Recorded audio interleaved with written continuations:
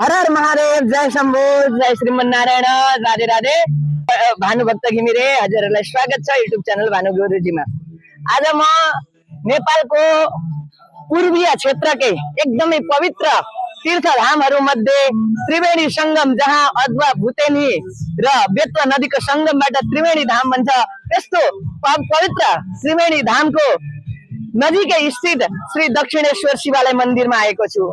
र आज श्रावणको दोस्रो सोमबार अर्थात हिन्दू धर्मावलम्बीहरूको लागि र शिव भक्तहरूको लागि अत्यन्त पवित्र दिन, अत्यन्त पर्वको दिन। र हजुरहरू पनि हामीसँगै यस दक्षिणेश्वर शिवालय मन्दिरको दर्शन गर्नुहोस्। यो मेरो पछाडि श्री दक्षिणेश्वर शिवालय मन्दिर, भगवान दक्षिणेश्वर विराजमान हुनुहुन्छ। र यहाँ नजिकै अदुवा, भुतेनी र बेतुवा नदीबाट त्रिवेणी धाम अर्थात संगम, तीन नदीको एकै स्थानमा संगम भएको छ। र जुन हिन्दू शास्त्रहरूमा, हिन्दू धर्महरूमा चाहिँ तीन नदीको संगम एकदमै दुर्लभ मानिन्छ। र सम्भवतः जहाँसम्म मलाई लाग्छ यस क्षेत्रमा रहेको त्रिवेणी धाम पनि हाम्रो यस नेपालको पूर्वीय भागको एकमात्र त्रिवेणी संगम हो। र अर्को संगम चाहिँ देवघाटमा रहेको छ।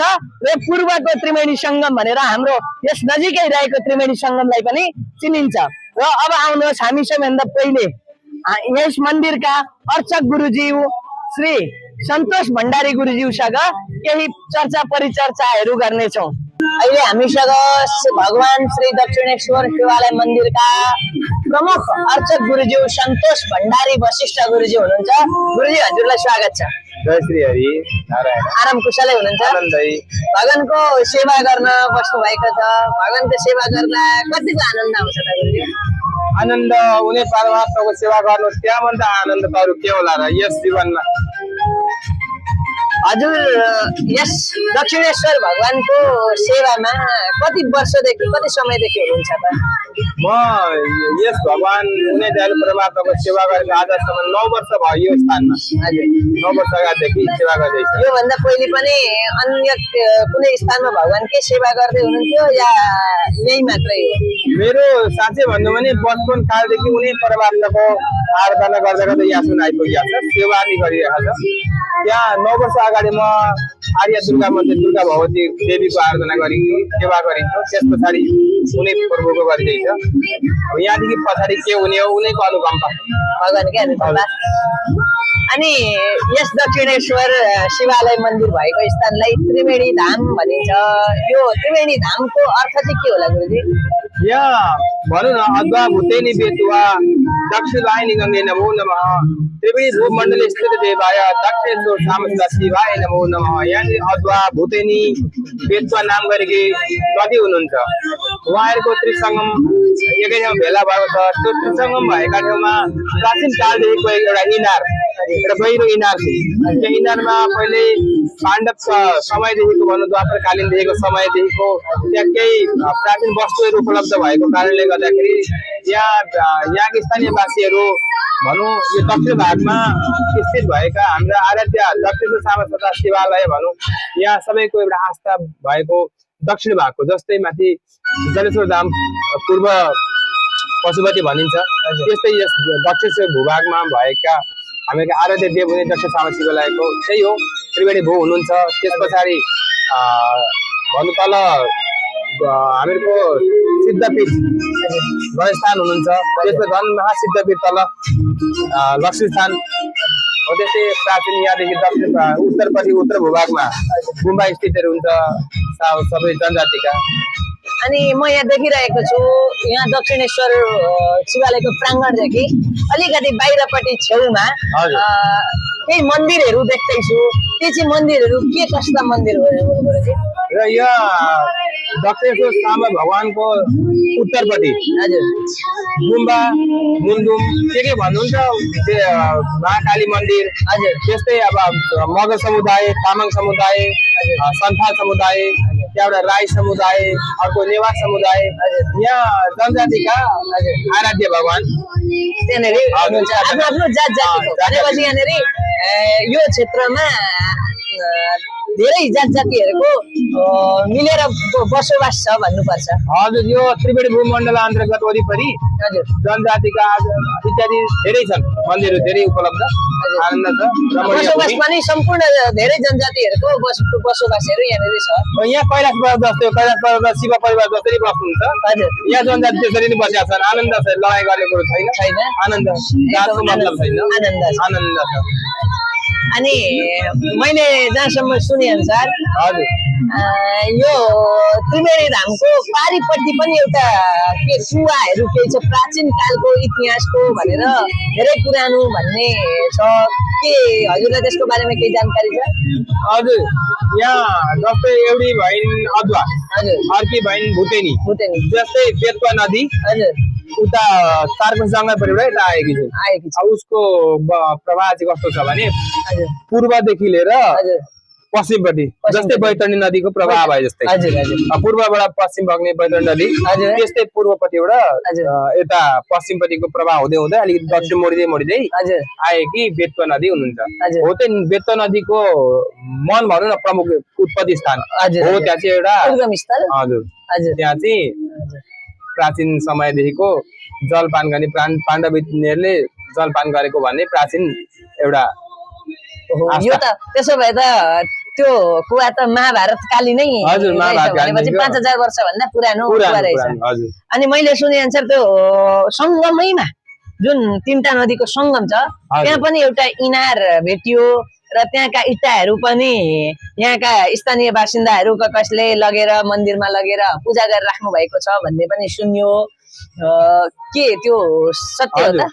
यो अब मैले यहाँ आउनुभएका महात्माजनहरूका मुखारबिन्दबाट यो कहानी सुनेको भनौँ, कथा जस्तै सुनेको।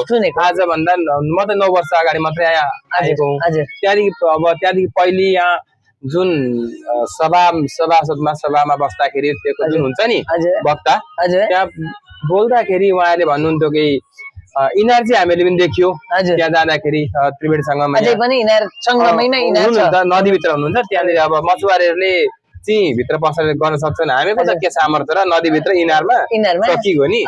त्यहाँनिर उहाँहरूले भन्नुहुन्थ्यो प्राचीन काल महाभारतकालीनदेखिको इँटाहरू बनिएका थिए, हामीले यहाँ उपलब्ध गरायौँ भन्नुहुन्थ्यो। जस्तै यहाँदेखि लिएर उता तल भनौँ तल पिचकबोध पनि त छ नि त, हो त्यस्तै। अब त्यहाँको केही एउटै इलाका भू हुनाले गर्दाखेरि यहाँको त्यति प्राचीन समय यहाँबाट पूर्वपट्टि पर्यो किचकबोध। हजुर पूर्वपट्टि पर्यो। ल गुरुजी, आज यो श्रावणको दोस्रो सोमबार, आज शिव मन्दिरमा भक्तहरूको घुइँचो रहन्छ। त्यस्तो समयमा पनि हजुरले आफ्नो बहुमूल्य समय हामीलाई प्रदान गर्नुभयो, त्यसको लागि धेरै धेरै आभारी गुरुजी। जय हो राधेश्याम।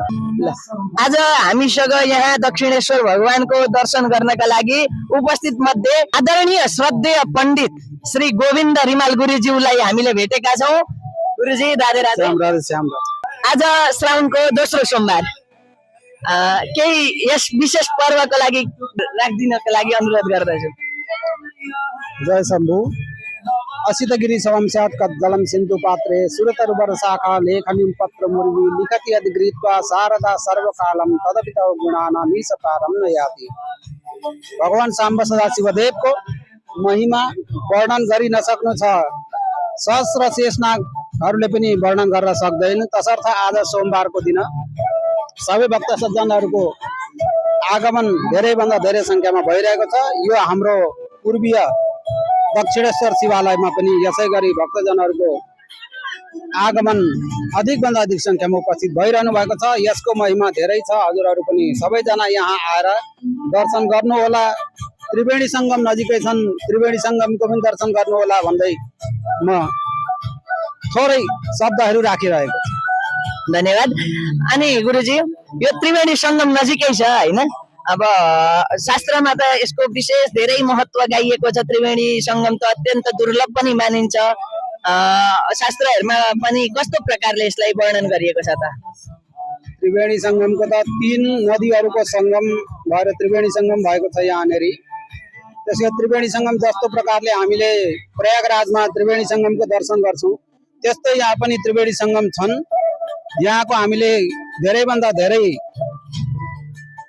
प्रचार गरेर यहाँको विशेषतालाई पनि हामीले बुझ्नुपर्ने हुन्छ। तसर्थ यसको संरक्षण पनि भइरहेको छ। यहाँका मान्यगण्य व्यक्तिहरूले यसको संरचना गरिरहनु भएको छ। त्यहाँ अधिकभन्दा अधिक संख्यामा रमणीय बनाउने लक्ष्य लिएर सबैजना अघि बढिरहनु भएको छ। तसर्थ त्रिवेणी संगमको पनि विशेष महत्त्व हजुरहरूले बुझिदिनु होला। जय जय श्री राधे। जय जय श्री राधे। हामीसँग अहिले भगवान दक्षिणेश्वर शिवजीको दर्शन गर्नको लागि, जल अर्पण गर्नको लागि हामीसँग उपस्थित हुनुहुन्छ चर्चित ज्योतिषी कृष्ण प्रसाद वास्तला गुरुज्यू। गुरुज्यू, हजुरलाई स्वागत छ। नमः शिवाय। नमः शिवाय। हजुर भगवानको दर्शन गर्नको लागि आउनु भएको छ हजुर, र हजुरसँग म केही प्रश्न गर्न चाहन्छु। भगवान शिवजीको बारेमा, भगवान शिवलिङ्गको बारेमा केही विशेष केही हजुरलाई थाहा छ भने बताइदिनुहोस् न। अलिकति शास्त्रबाट भेटेको मैले। हजुर। अलिकति छोटो मिठो पनि लागेको छ मनमा छ मेरो। हजुर। पहिलेको कुरा सत्यजुगको कुरा हो। हजुर। भगवान विष्णुले शिवजीलाई खुसी पार्छ भनेर हजुर 1000 फुल टिप्नु पर्यो कमलको। अनि 1000 नामले चलाउनु पर्यो भनेर आएर पूजामा शिवलिङ्गमा बस्नुभयो काछेउमा। हजुर। अनि एउटा नाम भन्दै एउटा पुष्प चलाउँदै गर्दा गर्दै बिचमा शिवजीले विष्णुको कतिको मसँग त्यत्रो प्रेम रहन्छ भनेर एउटा पुष्प लुकाइदिनु भयो परीक्षा गर्नलाई। अनि लास्टमा एउटा नाम रह्यो, शिवजीको नाम रह्यो, फुल पुगेन। अब 1000 फुल ल्याएको थियो, 1000 नाम, एउटा त लुकाइसकेपछि त 999 मात्रै भयो। त्यति मात्रै रह्यो, एउटा रह्यो। अब उठेर जाउँ टिप्न भने पनि पूजा भङ्ग हुने। अब 1000 नामले चलाउँछु भनेर सङ्कल्प गरिसकेका छ। 1000 नपुगेको पनि भङ्ग भयो। मेरो त पूजा त सार्थक नहुने भयो भन्यो। फेरि सम्झना गर्नुभयो, एकखेप छक्क पर्नुभयो, के गर्नु कसो गर्नु मलाई म अल्मलिनु भयो। फेरि सम्झिनु भएछ। ओहो, साथी मेरा भक्तहरूले त मलाई त शान्ताकारम भुजशयनम पद्मनाभं सुरेशम विश्वाधारम गौरशयसम मेघवर्णम शुभांगम लक्ष्मीकान्तं कमलनयनम योगी विधान गम्यम वन्दे विष्णु भवहरि सर्वलोकनाथन भन्छन्। मेरो त आँखा त कमल जस्ता छन् भनेर प्रार्थना गर्छन्। अब मैले भङ्ग गर्नु भन्दा अब एउटा चाहिँ आँखो निकालेर पुर्याउनु पर्यो 1000 नाम पा भनेर दुईटा आँखामा एउटा आँखा निकालेर एउटाले संसार हेर्छु, एउटा भगवानलाई अर्पण गर्दिन्छु। प्रिय हो। अब यो आँखालाई म अब यो भङ्ग दिने पूजा भनेर त्यो परेर निकाल्नु खोज्दा पख भन्नुभयो शिवजीले। प्रकट हुनुभयो। अनि किन यस्तो शिव भयो शिव भगवान भन्दाखेरि मैले त्यो कमलको फुल अघि नै तान्ने मायाले तपाईँको भक्ति हेर्नलाई तर म खुसी भएँ, आनन्द भएँ। तपाईँ र ममा केही फरक त छैन फेरि र पनि तपाईँले पूजा गरेर तपाईँको पूजा सिद्ध होस् भनेर म अति खुसी भएँ। अब केही माग्नु छ भने वरदान माग्नुहोस्, म वरदान दिन्छु भन्दाखेरि मलाई वरदान भन्दा सबभन्दा तपाईँको दर्शन हो ठुलो कुरो। दर्शन पाएँ।